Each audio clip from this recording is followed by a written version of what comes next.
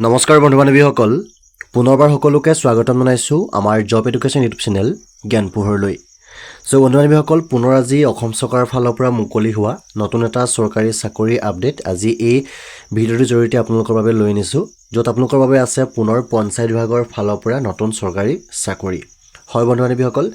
পঞ্চায়ত বিভাগৰ ফালৰ পৰা পুনৰ নতুন পদ কিছুমান আপোনালোকৰ বাবে উলিয়াই দিছে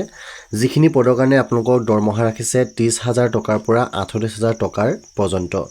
গতিকে পঞ্চায়ত বিভাগৰ ফালৰ পৰা মুকলি হোৱা এই পদসমূহ গ্ৰেড 3 পদ নে গ্ৰেড 4 পদ সকলোখিনি ভিডিঅ'ৰ জৰিয়তে জনাম গতিকে ভিডিঅ'টো সকলোকে চাব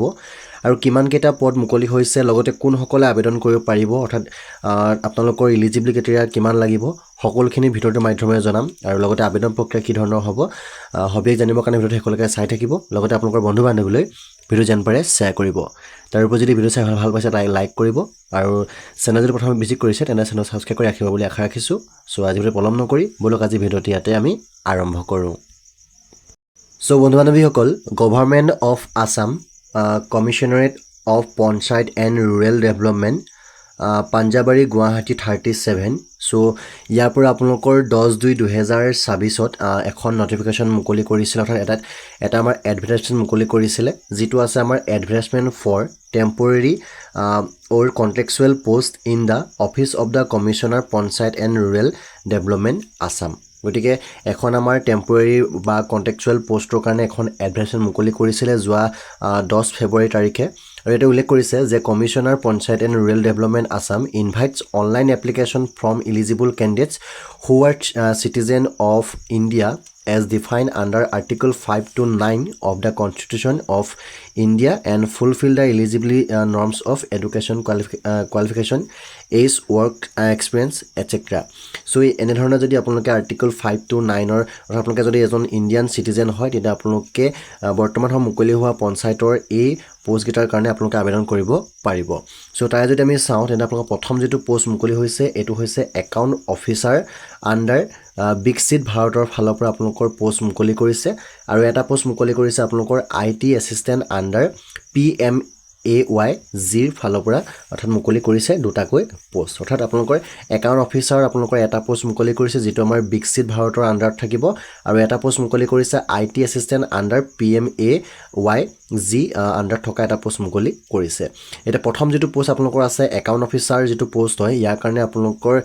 কেনেধৰণৰ এলিজিবিলিটি ক্ৰাইটেৰিয়া থাকিব এইখিনি আমি যদি ভালদৰে চাওঁ তেন্তে আপোনালোকে যদি সকলোকে চাব সকলোখিনি আমি আলোচনা কৰিম তাৰ আগতে আমি আলোচনা কৰি লওঁ যে এই পোষ্ট দুটাৰ কাৰণে আপোনালোকে যদি আবেদন কৰিব বিচাৰে তেতিয়া আপোনালোকে আবেদন কৰিবৰ কাৰণে ইয়াতে এটা ইমেইল দিয়া হৈছে ইমেইলটো হৈছে recruitment.cprd@gmail.com এই যিটো ইমেইল হয় ইয়াতে আপোনালোকে নিজৰ যিবিলাক ডকুমেণ্ট আছে বা আপোনালোকে অফিচিয়েল ৱেবছাইট হিচাপে গৈ গুগল ফৰ্ম যিখন পাব সেই ফৰ্মখন আপোনালোকে ফিল আপ কৰিব লাগিব আৰু ফিল আপ কৰিবৰ কাৰণে আপোনালোকে যাব লাগিব rural.assam.gov.in ফিল আপ কৰি পিনে আপোনালোকে যিসকল ইণ্টাৰেষ্ট হয় তেওঁলোকে নিজৰ এডুকেশ্যন কোৱালিফিকেশ্যন এক্সপিৰিয়েঞ্চ আৰু qualify of age category may apply for the position এইখিনি যদি আপোনালোকে এপ্লাই কৰে তেতিয়া আপোনালোকে ইমেইল থ্ৰুৱেদি আপোনালোকে এপ্লাই কৰিব লাগিব আৰু যেতিয়া আপোনালোকে এপ্লাই কৰিব আপোনালোকৰ বাবে এখন শ্বৰ্ট লিষ্ট মুকলি কৰিব যিখিনি শ্বৰ্ট লিষ্টত আপোনালোকৰ সিলেকশ্যন প্ৰচেছবিলাক থাকিব অৰ্থাৎ ভেনু আৰু ডেট থাকিব সিলেকশ্যন প্ৰচেছটো আপোনালোকৰ যিটো ইমেইলৰ জৰিয়তে এপ্লাই কৰিব সেই ইমেইলটো আপোনালোকৰ তাতে আপোনালোকৰ আহিব গতিকে আৰু যদি এই পোষ্টটোৰ কাৰণে আপোনালোকে এপ্লাই কৰে তাৰ যিটো সিলেকশ্যন কোৰ্চ টাইম থাকিব সেইখিনি আপোনালোকৰ ইমেইলৰ জৰিয়তে জনোৱা হ'ব আৰু লগতে আপুনি যদি আবেদন কৰে তেন্তে আপোনালোকে 28 ফেব্ৰুৱাৰী 2024 আগত আপোনালোকে আবেদন কৰিব লাগিব কিন্তু যিখন আমাৰ ইনকমপ্লিট এপ্লিকেশ্যন হ'ব সেইখন তেওঁলোকে ডাইৰেক্ট কনচিডাৰ নকৰে ডাইৰেক্ট তেওঁলোকে ৰিজেক্ট কৰি দিব গতিকে এই পোষ্ট দুটাৰ কাৰণে আপোনালোকৰ আবেদন প্ৰক্ৰিয়াবিলাক আৰম্ভ হৈছে 13 ফেব্ৰুৱাৰী তাৰিখৰ পৰা আৰু লাষ্ট আপোনালোকৰ ডেট আছে 28 ফেব্ৰুৱাৰী 2024 আৰু এপ্লিকেশ্যন প্ৰচেছ যিবিলাক হ'ব তাৰ কাৰণে আপোনালোকে ভিজিট কৰক আপোনালোকে rural.assam.gov.in ইয়াতে গৈ আপোনালোকে এপ্লিকেশ্যন প্ৰচেছবিলাক ভালদৰে চাব পাৰিব এতিয়া কাৰণে ইয়াৰ যিখিনি এলিজিবিলিটি ক্ৰাইটেৰিয়াখিনি যদি চাই তেন্তে আপোনালোকে দেখা পাইছিলে প্ৰথমতে এটা মুকলি হৈছিলে একাউণ্ট অফিচাৰ পোষ্ট ইয়াতে টোটেল আপোনালোকৰ এটা পোষ্ট মুকলি হৈছিলে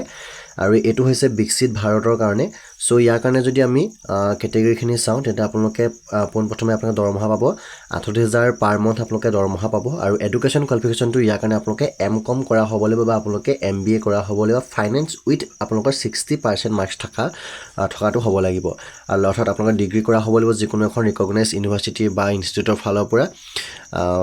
তাৰপিছতে ডিষ্টেঞ্চ এডুকেশ্যন ডিগ্ৰী এপ্ৰুভ এইখিনি আপোনালোকৰ ভেলিড আছে লগতে আপোনালোকৰ ডিপ্ল'মা থাকিব লাগিব কম্পিউটাৰত মিনিমাম 1 ইয়েৰ আপোনালোকৰ ডিপ্ল'মা থাকিব লাগিব আৰু ষ্ট্ৰং আপোনালোকৰ নলেজ থাকিব লাগিব টেলি অৰ্থাৎ লেটেষ্ট যিটো ভাৰ্চন মেণ্ডেটৰী হয় এইখিনি আপোনালোকে ষ্ট্ৰং নলেজ থাকিব লাগিব এক্সপিৰিয়েঞ্চ হিচাপে আপোনালোকৰ 3 বছৰ এক্সপিৰিয়েঞ্চ থাকিব লাগিব ইয়াৰ ৰিলেভেণ্ট যিটো পোষ্ট হয় ইয়াত আপোনালোকে 3 বছৰ এক্সপিৰিয়েঞ্চ থকাটো দৰকাৰ হয় তাৰপাছতে যিটো IT এছিষ্টেণ্ট এটা পোষ্ট মুকলি হৈছে এইটো আমাৰ PMAYG আণ্ডাৰত হয় প্ৰগ্ৰেমৰ ভিতৰত ইয়াত আপোনালোকৰ দৰমহা থাকিব পাৰ মান্থ 30,000 টকা আপোনালোকৰ দৰমহা থাকিব আৰু কোৱালিফিকেশ্যনটো আপোনালোকে এইটো কাৰণে যদি এপ্লাই কৰে তেতিয়া আপোনালোকে BCA বা আপোনালোকে BSc কৰা হ'ব লাগিব কম্পিউটাৰ ছায়েন্সত অৰ্থাৎ BSc কৰা হ'ব লাগিব আপোনালোকে ITত কৰা হ'ব লাগিব আৰু ইয়াৰ কাৰণে আপোনালোকৰ এক্সপিৰিয়েঞ্চ থাকিব লাগিব মিনিমাম 2 বছৰ আপোনালোকে থাকিব লাগিব পাব্লিক এণ্ড প্ৰাইভেট ছেক্টৰত আপোনালোকৰ 2 বছৰ আপোনালোকৰ মিনিমাম এক্সপিৰিয়েঞ্চ থাকিব লাগিব বয়স যদি চাই একাউণ্ট অফিচাৰ কাৰণে 21 পৰা 38 বছৰ বয়স হ'ব লাগিব আৰু IT এছিষ্টেণ্টৰ কাৰণে 21 পৰা 30 বছৰ বয়সৰ কেণ্ডিডেটসকলে আবেদন কৰিব পাৰিব তাৰপিছত যিটো হিন্দী ইংলিছ আছামিজ এইকেইটা ভাষা আপোনালোকে ভালদৰে জনা হ'ব লাগিব কিন্তু এপ্লাই কৰিবৰ কাৰণে কোনো ধৰণৰ আপোনালোকে ইয়াতে এপ্লিকেশ্যন ফিজ নাথাকে ঠিক আছে কোনো ধৰণৰ আপোনালোকে এপ্লিকেশ্যন ফিজ ইয়াতে দিব নালাগে এপ্লাই কৰিবৰ কাৰণে আপোনালোকে ভিজিট কৰক rural.assam.gov.in ভিজিট কৰক তাতে যিখন গুগল ফৰ্ম থাকিব এখন ফিল আপ কৰক ফিল আপ কৰি পিনে আপোনালোকে ছাপৰ্টিং ডকুমেণ্ট সৈতে আপোনালোকে এই ইমেইলত আপোনালোকে শ্বেয়াৰ কৰিব লাগিব 28 ফেব্ৰুৱাৰী 2026ৰ আগত আৰু যিখন কৈছোঁ যে ইনকমপ্লিট এপ্লিকেশ্যনবিলাক আপোনালোকৰ ৰিজেক্ট কৰি দিয়া হ'ব গতিকে বৰ্তমান সময়ত এই পোষ্টটোৰ কাৰণে আপোনালোকৰ আবেদন প্ৰক্ৰিয়া চলি আছে যিসকল ইয়াৰ কাৰণে ইণ্টাৰেষ্ট আৰু ইলিজিবল হয় তেওঁলোকেহে এই পোষ্টটোৰ কাৰণে আবেদনটো অতি সোনকালে কৰি লওক কাৰণ হাতত যিটো যথেষ্ট সময় নাই গতিকে যিসকলে এইটো কাৰণে ইলিজিবল হয় তেওঁলোকক আমি পুনৰ কৈছোঁ যে এই পোষ্টটো আমাৰ PNRD ফালৰ পৰা মুকলি কৰি দিছে গতিকে এলিজিবল কেণ্ডিডেটসকলে আবেদনটো কৰি ল'ব পাৰিব গতিকে বন্ধু বান্ধৱীসকল অনাগত দিনবিলাকত অসম চৰকাৰে দিবলগীয়া যিবিলাক আমাৰ ADRE পুনৰ আমাৰ 3.0 মুকলি কৰাৰ কথা আছে বা বিভিন্ন ধৰণৰ আপোনালোকৰ গ্ৰেড 3 আৰু গ্ৰেড 4 পোষ্ট মুকলি কৰিব সকলোবিলাক তথ্য আমাৰ চেনেলৰ যোগেদি আপোনালোকক আগতীয়াকৈ জনাই থকা হ'ব গতিকে এনেধৰণে আপোনালোকে ভিডিঅ'বিলাক ডেইলি পাই থাকিবৰ কাৰণে আপোনালোকে আমাৰ চেনেলত ছাবস্ক্ৰাইব কৰি ৰাখিবলৈ আশা ৰাখিছোঁ আৰু লগতে আপোনালোকৰ বন্ধু বান্ধৱীলৈ ভিডিঅ' জান পাৰে শ্বেয়াৰ কৰিব বুলি আশা ৰাখি আজি ভিডিঅ'টো ইমানে সামৰিছোঁ ধন্যবাদ জয় অসম